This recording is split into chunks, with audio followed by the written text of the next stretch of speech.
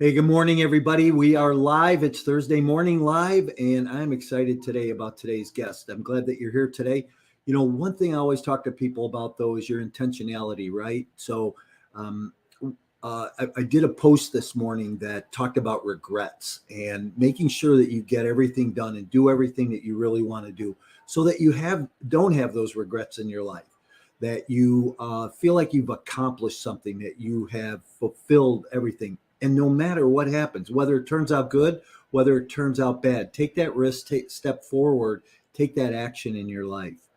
So, what I want to do is I want to bring our guest in. I'm going to have her introduce herself. This is a friend of mine that we've met, been on her podcast. We've talked a few times over the last few months, and I'm excited about her being here today and the energy that she'll bring, and how we can, you know, my insights are that, or my goals are that you would gain some new insights from today. So let me bring Ella May in. Hey, Ella, good morning.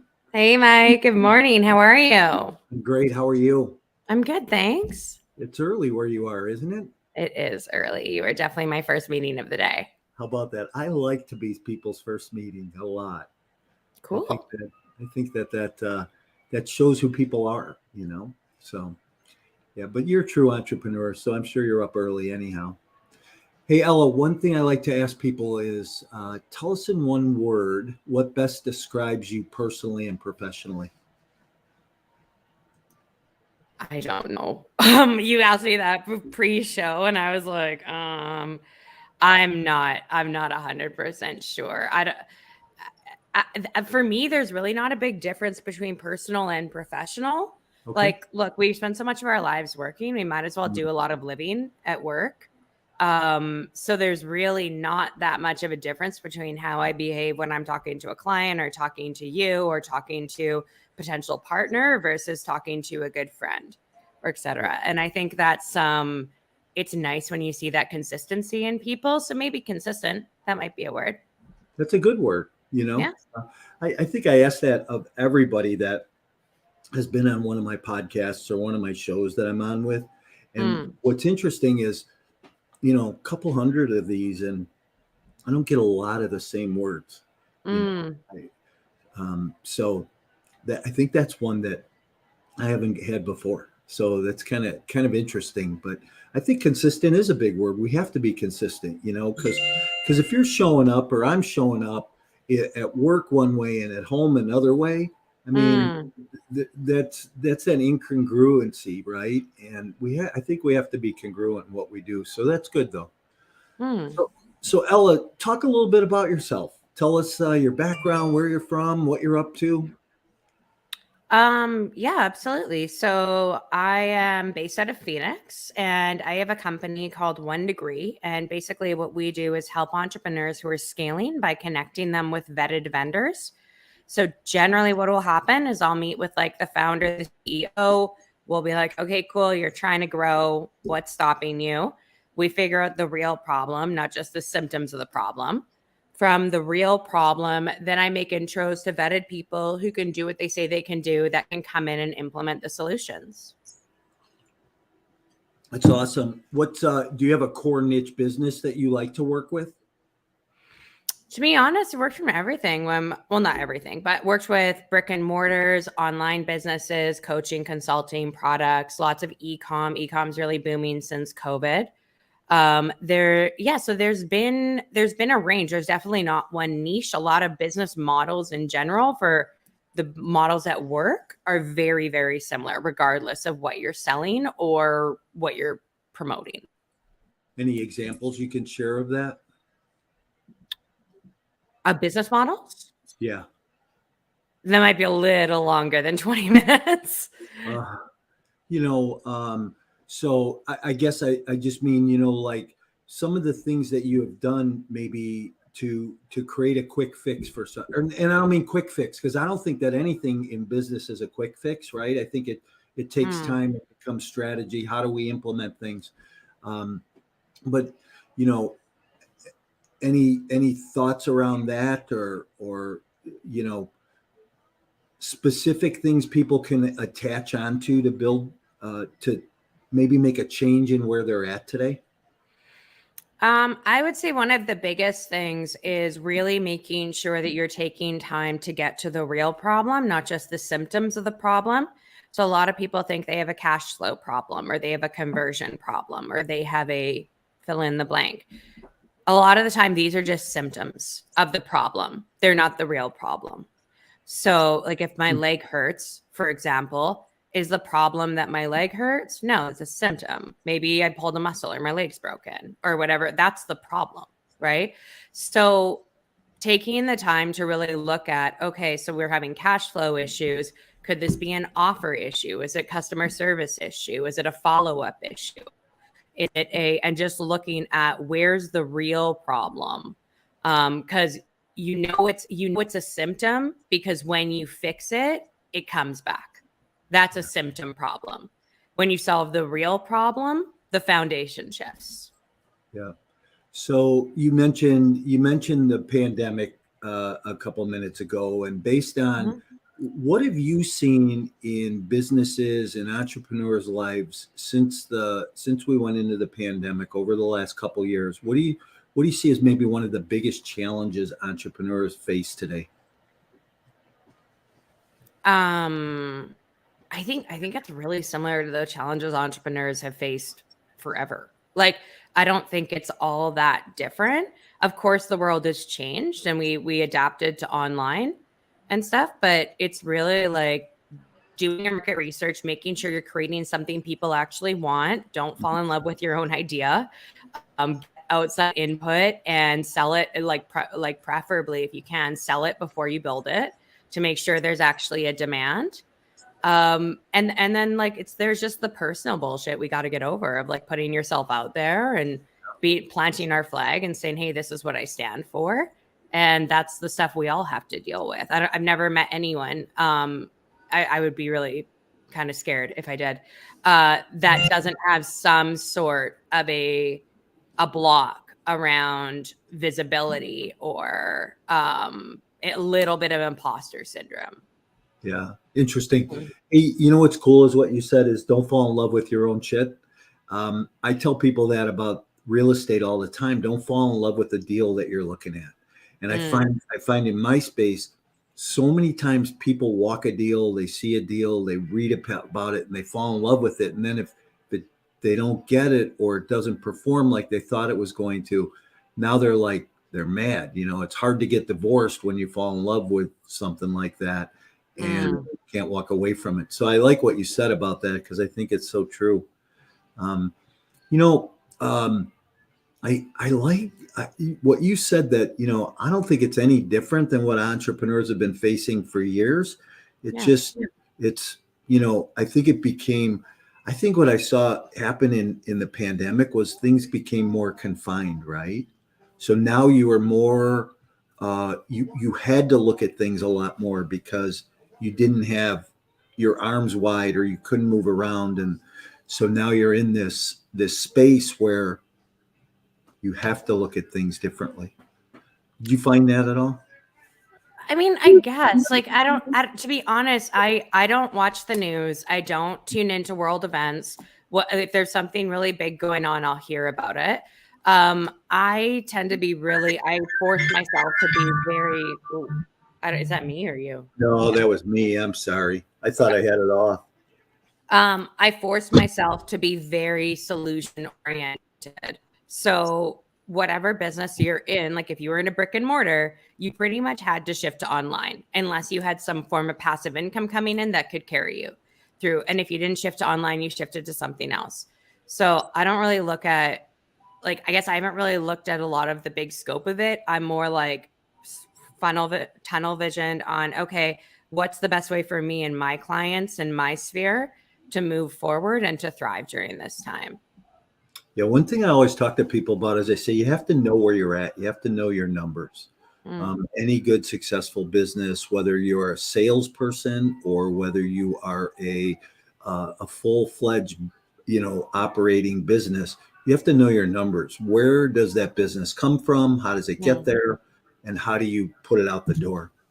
Do you have people look at those types of metrics in their business? Of course. And what else? Well, it depends on what we're solving, but of course. So, talk about a project you might be working on right now, trying to solve a big issue. I don't have a specific one I can talk about right now, but I can give you an example. If you Okay, want. that'd be great. Yep.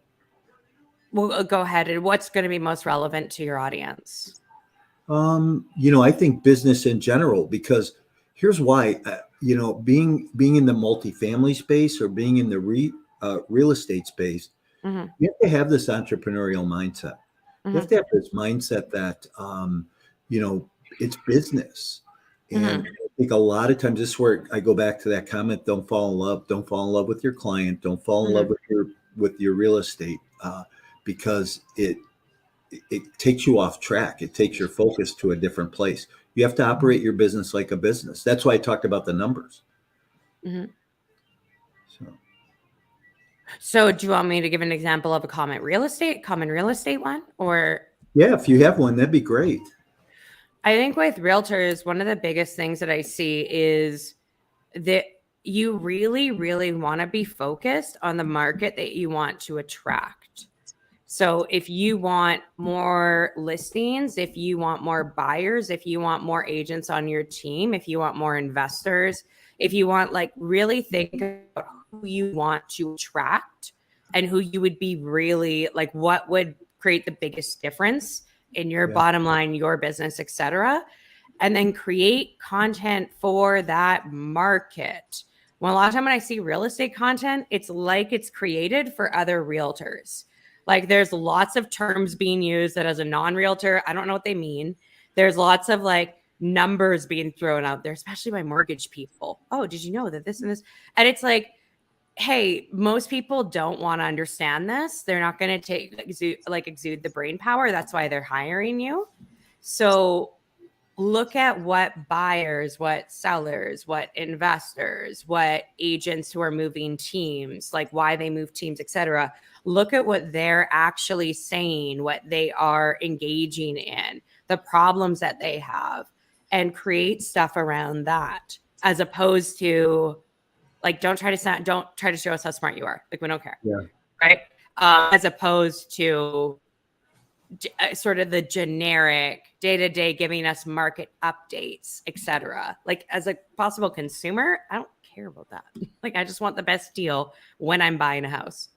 That's an interesting perspective, because I think you find a lot of trainers that train on, give market conditions, talk about the local restaurant, do this, and um, I like your perspective on that, because maybe most people don't care, I'm right? not saying don't do that. I'm saying play to your market. Right. If you sell to first-time home buyers, pregnant couples, etc., they're probably not super tuned in to the market conditions. That would be my guess. Yeah. Right. Okay. Right.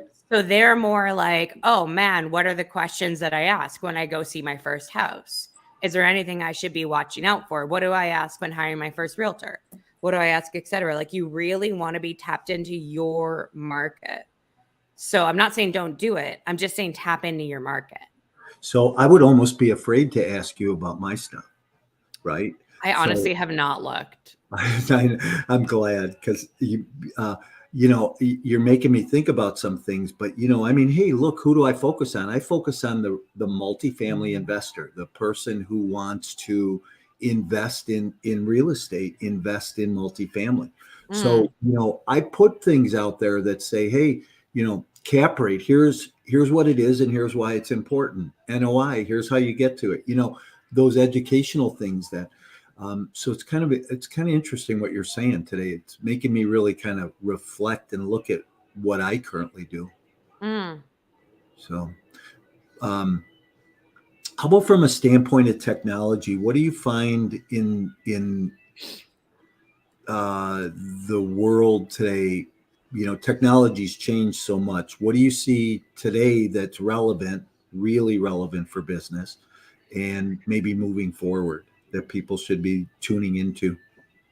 GPT-3 For sure. So AI tools that can scour the internet, look at the best performing articles, posts, etc., that are in that niche and rewrite them onto your site for SEO. It's probably the easiest way, like $30 a month way to really rank on Google if you use it. It's not like it's a little time intensive, but it's worth it.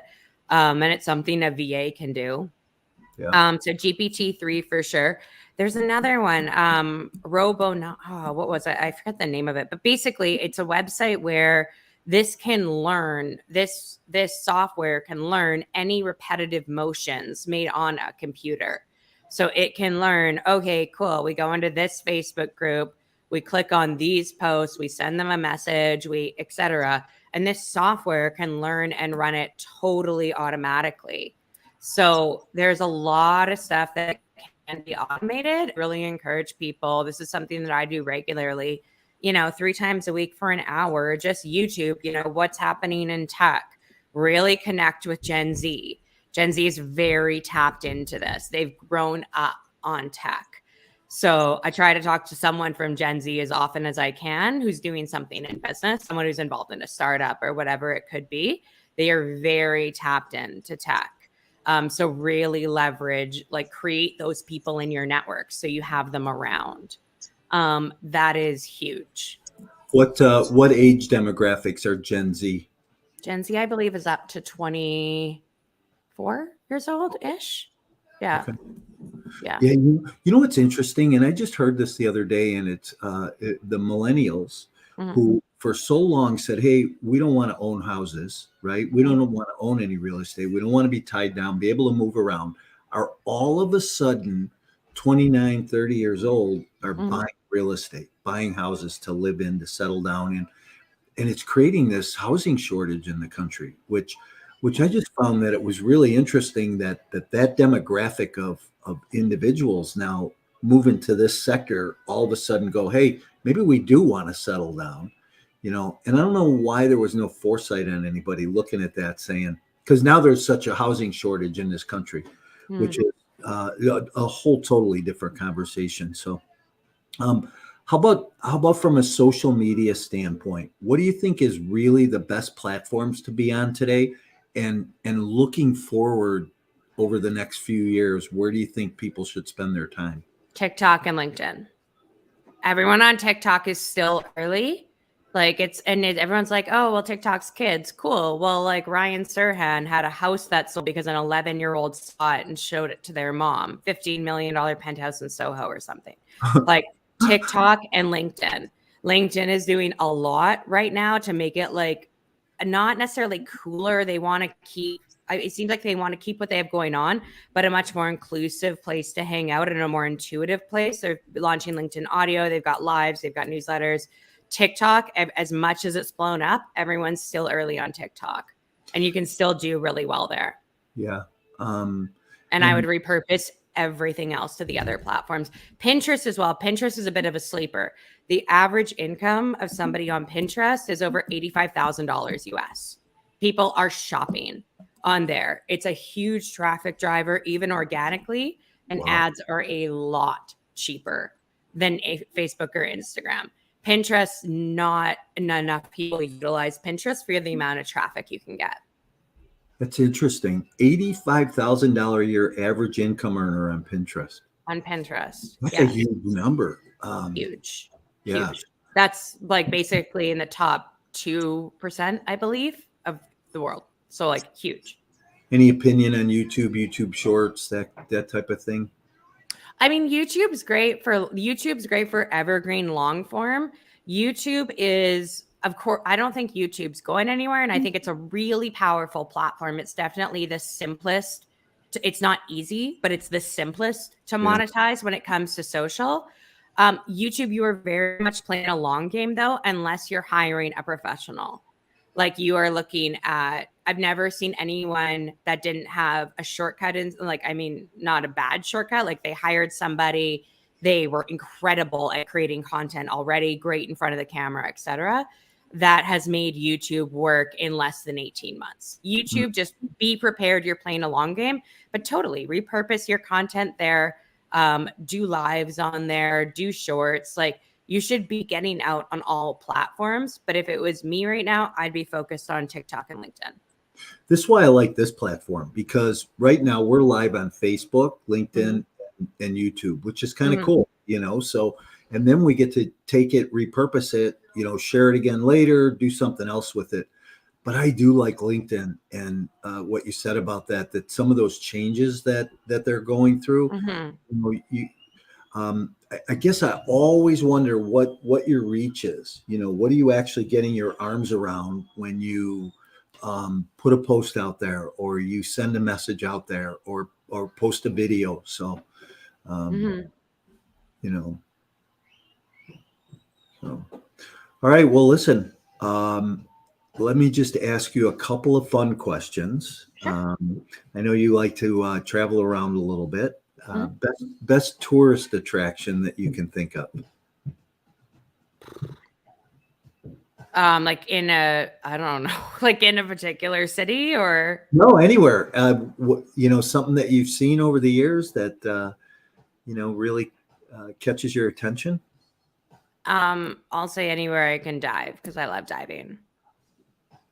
Wow, so you're a scuba diver. Awesome. Coolest place you've been scuba diving? Gili Islands, South Pacific, Indonesia. Yeah. Wow, awesome. Interesting. How about best book you've ever read? The Road Less Stupid by Keith Cunningham. Well, business book or self-help? Kind of a business life book. Yeah, really good book. Keith Cunningham's just a really smart dude when it comes to business. Nice. Interesting. Have to get that. So, hey, Ella, thanks for being here this morning. It was great. Hope you enjoyed your coffee and had a good morning. I'm going to move you to the back room. Will you hang out with me for a minute? For sure. Before you do, speaking of getting on platforms, let's do a little Instagram story. Okay. All right. So we're live with Mike. He doesn't want to say hi. Oh, hi. Coach me through it, Ella. I know, right? I'm morning, everybody. I'm the worst. I'm like, no, you're totally good. Yeah, I can hang out backstage for a sec. Okay, perfect. Hang on.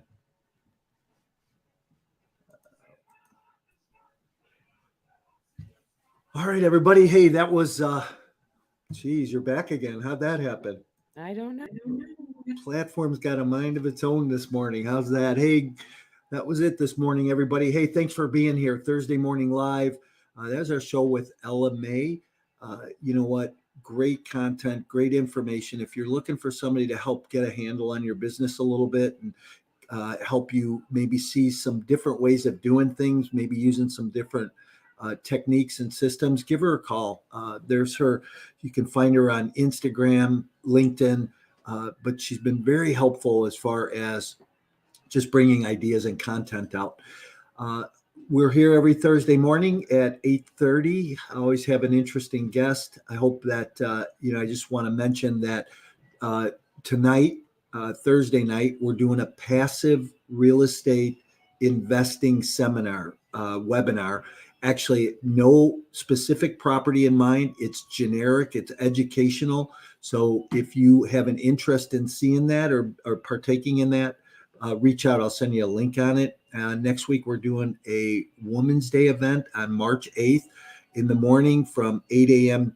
Central till 11. Have a couple of great speakers. Looking forward to that. So if you're interested in either of those events, please reach out. I'll get you the links on those. Have a great day, everybody, and we will see you next week. Thanks.